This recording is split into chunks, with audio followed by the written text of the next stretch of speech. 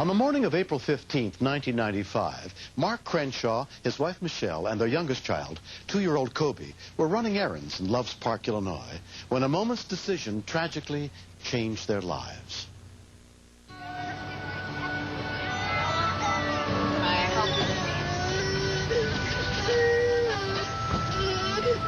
So you made Mom mad.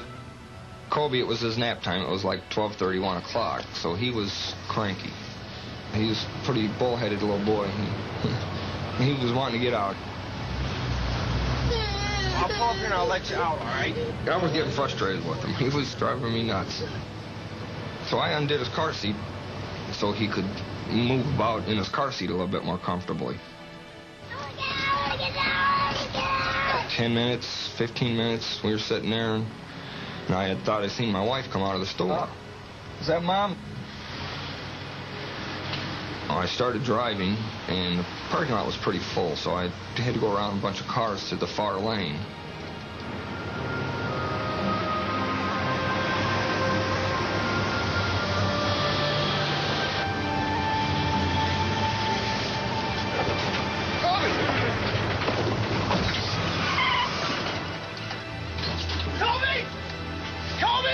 My heart stopped. Help me! Somebody help me! He looked at me, and his little blue eyes just rolled in the back of his head. Dart Schoonmaker was the store manager on duty. Voice came over the radio, kind of a frantic voice of one of our stockmen, and it sounded like he said a child got hit by a car in the parking lot. So I immediately started running out the front door. I didn't know what was going to happen next. A registered nurse, Lynn Massey, happened to be driving by. No one was actually doing anything with him physically. So I looked at him, and he looked awful blue to me. Back up, please. His eyes were closed, his blood coming out of his ear. And I didn't see any signs of life. No CPR? Back up, please. Back up. I was very scared.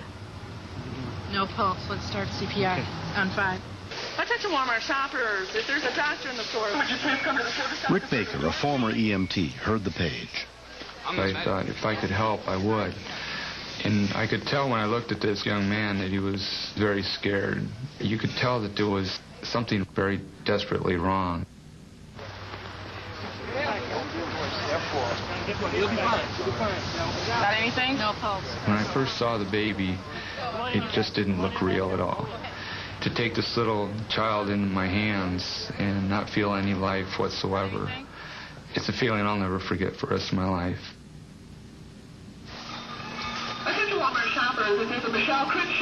I heard Michelle Crenshaw being paged in the store, and I know I had a weird feeling. I remember going, please tell me Michelle Crenshaw works here. I'm Michelle Crenshaw. Oh, Michelle, there's been an accident. You dropped in the parking lot.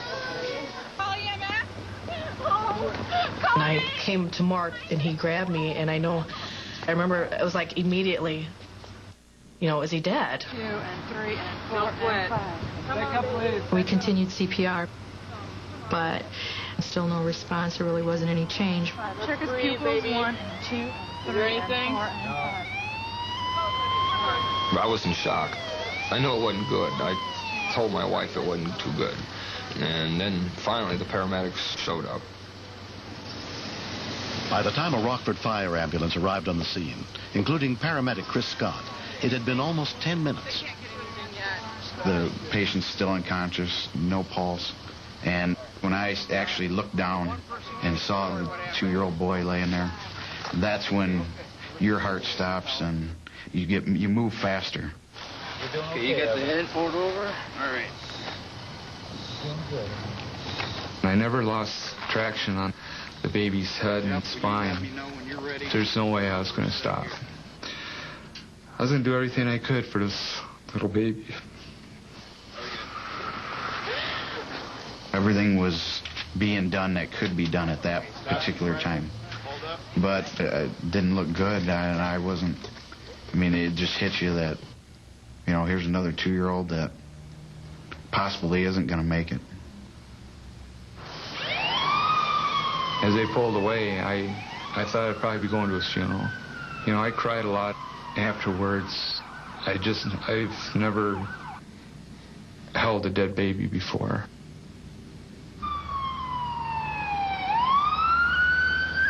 We were about a minute into driving to the hospital, and we put him on the heart monitor, and lo and behold, I mean, there was a heart rate there. At Rockford Memorial Hospital, 2-year-old Kobe Crenshaw was examined by emergency physician Spiro Analytis and Dr. Jane Kotecki. The call came in as a trauma arrest. In all practical purposes, he's as good as dead. Okay, guys, we'll count 3. 1, 2, 3. He had a heart rhythm at the time. He was not making any respiratory effort on his own. He did have a pulse, however, it was very slow. Give him the atropine. Let's go, guys. This is part of his brain scan. He's got air in the brain. The impact that he took to his head was hard enough to cause him to have a broken skull. That's what made him right away to be comatose. When they took us to a waiting area, we sat there for hours. We just sat in that room and cried. We had no idea what was going on. Mrs. Crenshaw? Hi. Hi, I'm Dr. Kotecki. In addition to the skull fracture, Kobe had suffered collapsed lungs, broken ribs, and ruptured spleen and kidneys. It was very hard for all of us to go out there and say to the mom or to the dad, and all of a sudden, boom, you're about to lose a child. I told her that it would pretty much be a waiting game over the next 24 to 72 hours to see if he would wake up, if he would wake up at all. He was semi-comatose when he got to the hospital. They said that we might want to consider the organ donating. That scared me to death. I think that was the scariest part. We got up to the PICU, and you can only have 2 people at a time. But they just said you could have many people as you want in there because they didn't really expect him to make it. After 72 hours, Kobe was still alive, but he had no mobility in his arms and legs, and he remained comatose. They wanted me to talk to Kobe and hold his hand, let him know that I was there. So I just stayed there with him constantly. I knew Kobe would be fine, that they were just all crazy. This was crazy. There was just no way that God would do this to me. It was a couple months before. The first time he actually moved his right arm just a little like over. He's definitely a fighter. He definitely fought this all the way. On July 20th, 1995, 3 months after he entered the hospital, Kobe was finally well enough to go home. Although he is still undergoing therapy, doctors expect him to make a complete recovery. It's been 5.5 months since the incident. I thank God for Dart and Rick and the nurses. If they weren't there at the scene that day, Kobe would not be with us today. How you doing? Oh, great to meet you. That's great. They gave him breath. The doctors really feel that that was really crucial to him. And I can't thank them enough. How are you? Huh? This boy's got a lot of heart. Everybody in the world could have put a breath in that little baby's lungs. But I don't think if it wasn't for Kobe, what he had inside, and the love that he has in his family, is the only way that he got through it. It's the only way.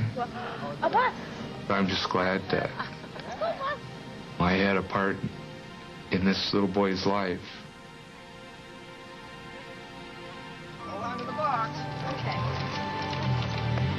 I was surprised that he made such a rapid recovery as he did, and it does make me feel good. I think he was very lucky. Can I have some?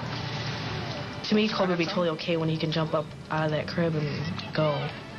My normal Kobe is running around. That's the big thing. I mean, he's normal per se. He's still got the same personality and the honoriness, but he's not my normal Kobe yet. I would say just let your kids have their tantrum in their car seat. You just have to put up with it, I guess. Just don't undo your car seat. That's where I made my mistake. Don't drive with the car seat unbuckled, and just be careful. Can I have a kiss? Next, I observed what I thought was a child in the snow. And it was just as if he was trying to draw attention.